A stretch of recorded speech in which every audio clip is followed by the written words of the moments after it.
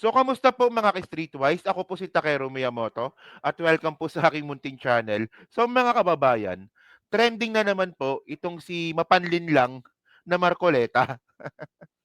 So, kasi nga po, di ba, nagkaroon nga po ng isang hearing sa Congress regarding po sa mga fake news na vlogger na hindi nga sila umattend, di ba? Okay. So, may pagkakataon po doon, no, na sinabi po ni Marcoleta na wala daw pong West Philippine Sea. At ang West Philippine Sea daw po ay gawa-gawa lang daw po natin. So, ang point ko dito, no, ayaw mong natatawag ka mapanlin lang, pero doon pa lang sa mismong pagkakataon na yun, nanlilin lang ka na. Anong sinasabi mong walang West Philippine Sea?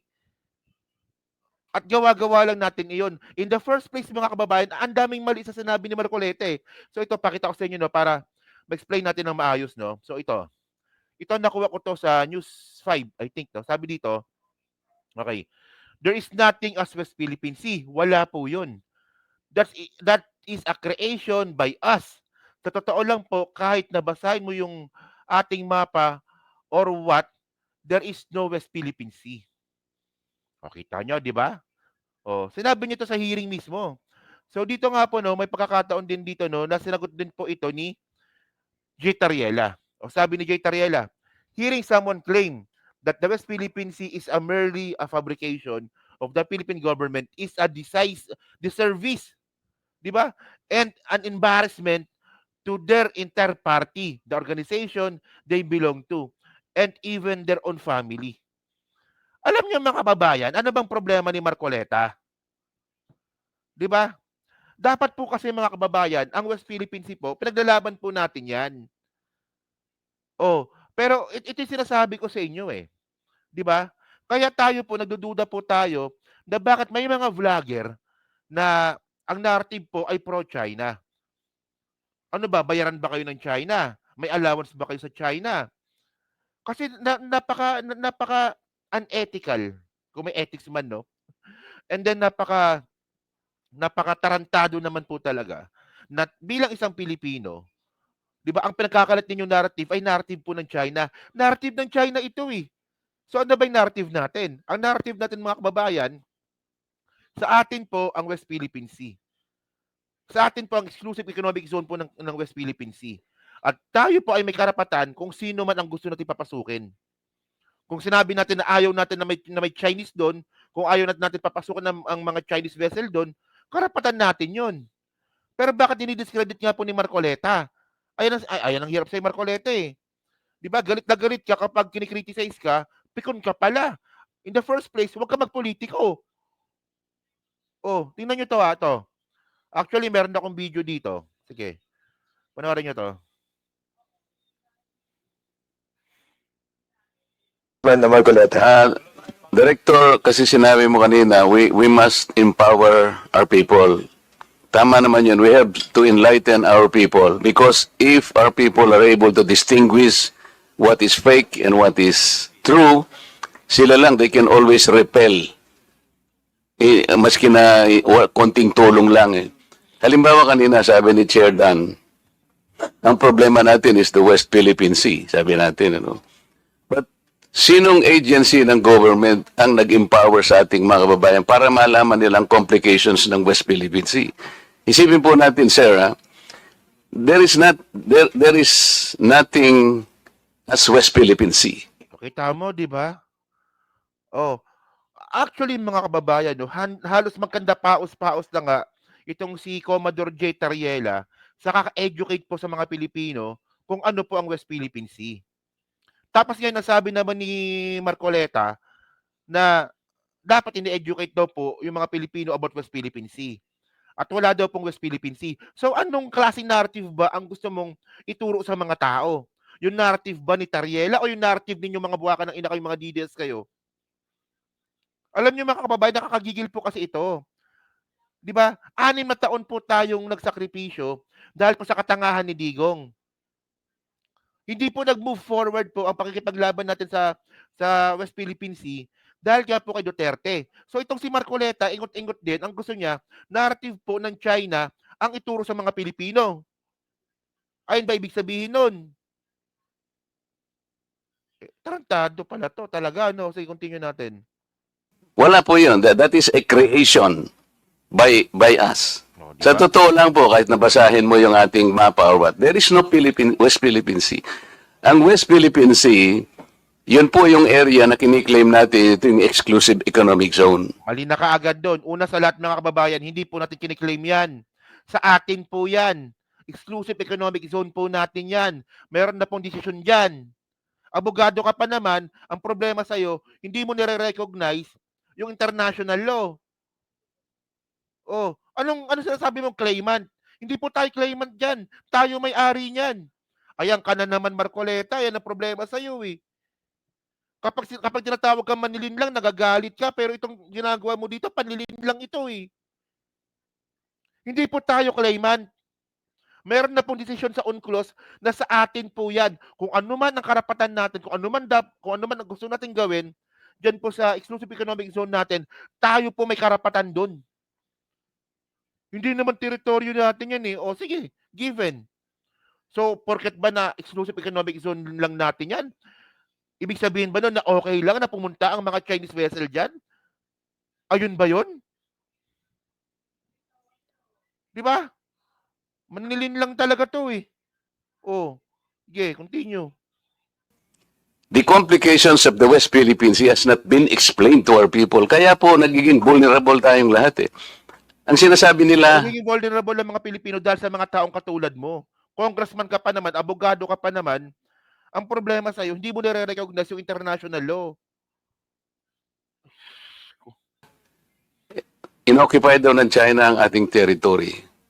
Sir, sa totoo lang po, if CICC and other agencies would cooperate with one another to empower our people, to educate them all, wala pong madideceive kahit ano pang gawin ng China. Kasi alam po na, we are all claimants. O yan, di ba? Ayan, claimants. Hindi nga. Talaga. Dito po sa panig ng South China Sea. Several of us, Philippines, China, Vietnam, hindi po natin alam ang Vietnam has the most features occupied in the South China Sea. They had 22, China is 14. Eh, ang problema, ito nga, Marcoleta, ang problema. Sino ba agresibo? Sino ba agresibo dito? Vietnam ba agresibo? Tingnan nyo to ha. So, ibig sabihin, kung kukunin po natin yung logic ni Marcoleta, so, ibig sabihin, pabor kayo dito. Saan ba yon? Ito. Dito sa kalokohan po ng China na to, yung 10-dash line. O, ito. Meron pala dito. Ito, ayan, o. O, yan mga streetwise. Yung guhit po na yan, ayan po ang kiniklaim ng China. Ito yung totoong claim. Kasi to, ang point ko dito, wala naman po kasing hawak na court decision, international court decision ng China para akuin yung 10-dash line po na yan. So kung ganun po pala ang logic ni Marcoleta, so ibig sabihin, kailangan ba natin sundin itong 10-dash line po na kiniklaim ng China? Ganun ba yun?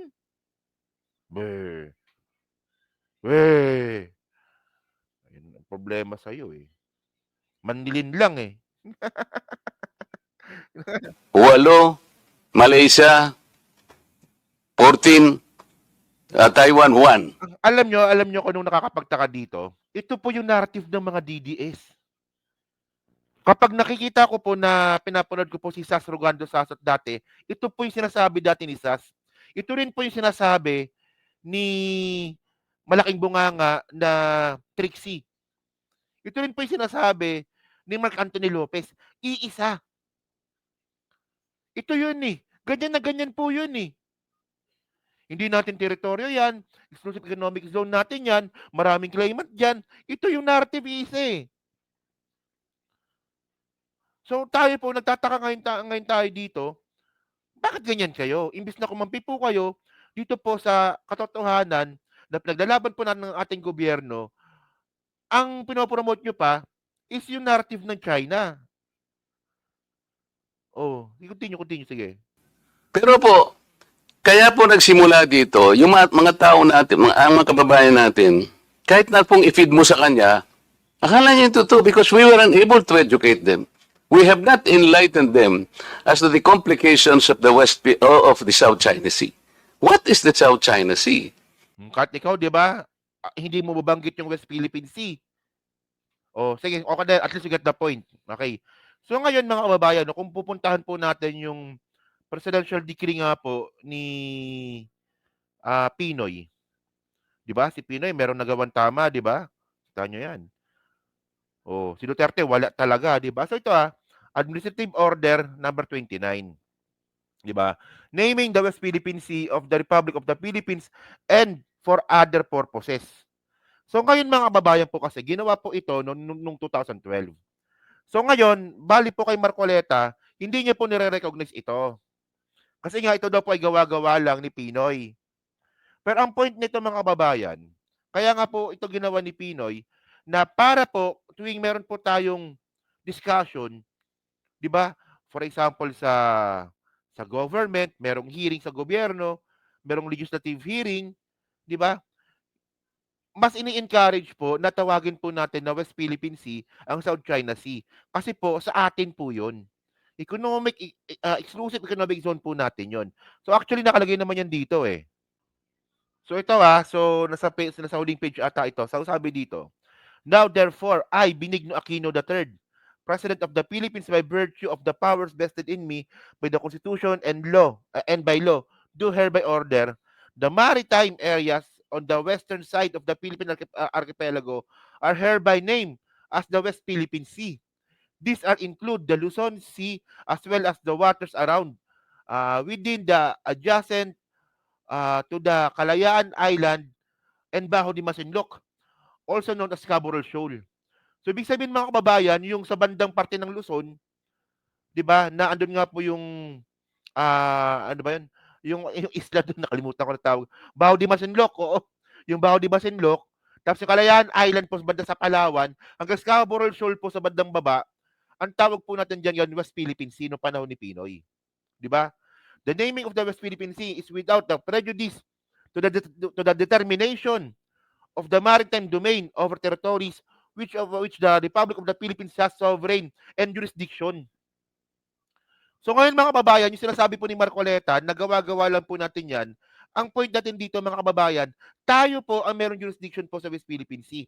Tayo po ang merong soberenya po dyan. So karapatan po natin na pangalanan po na West Philippine Sea yan. So anong mali doon? So ibig sabihin hindi ka agree doon, Marcoleta. Oh. So ngayon, nagrereklamo si Marcoleta na hindi po kasi na-educate ang mga Pilipino about West Philippine Sea or about South China Sea. So ang pinapalabas ni Marcoleta dito, huwag kayong maniwala diyan kina Jay Tariela. Maniwala kayo sa amin. Sa amin na pro-China. That's fucking bullshit. 'Di ba? Ay, sus, ewan ko ba. So yun mga kababayan, no? So medyo nakakainis lang po talaga na meron pala tayong congressman, 'di ba? Bukod pala sa mga senador, meron din palang congressman na nakalusot no na pro-China at ito na nga po si Marcoleta, 'di ba? So yun mga kababayan, so kayo po ano mga pong masabi niyo nga po dito? Actually mahaba pala 'yan, no. Di na po natin dito topic. Mahaba 'yan. Section 4, Section 5 hanggang Section ano ata to? Section 10 hanggang Section 11 pala. So ayan po ang mga rason kung bakit po natin tinawag na West Philippine Sea diyan na didi-discredit nga po ni Marcoleta, di ba? So yun mga ka-streetwise, so dyan po sa Team Replay, no nga po masabi nyo nga po dito, sa katarantaduhan na naman po sinabi ni Marcoleta. Kayo ba, agree ba kayo sa kanya? Di ba, na ang tawag dapat dyan, South China Sea, hindi West Philippine Sea. So mas lalo kang dumadagdag dun po sa hinala natin na itong mga vlogger na to ay, di ba, ay funded ng China. At malamang baka kasama ka pa nga. Di ba? Oh. So yan no. So pa-comment lang po sa baba at binabasa ko po lahat yan. At syempre dyan din po sa Team Replay, pa-like, pa-subscribe at kung di naman kalabisan, pa-share na rin po ng video po na to. So kung sa muli po, kita na lang ulit tayo sa susunod nating content. So thank you, salamat and bye-bye.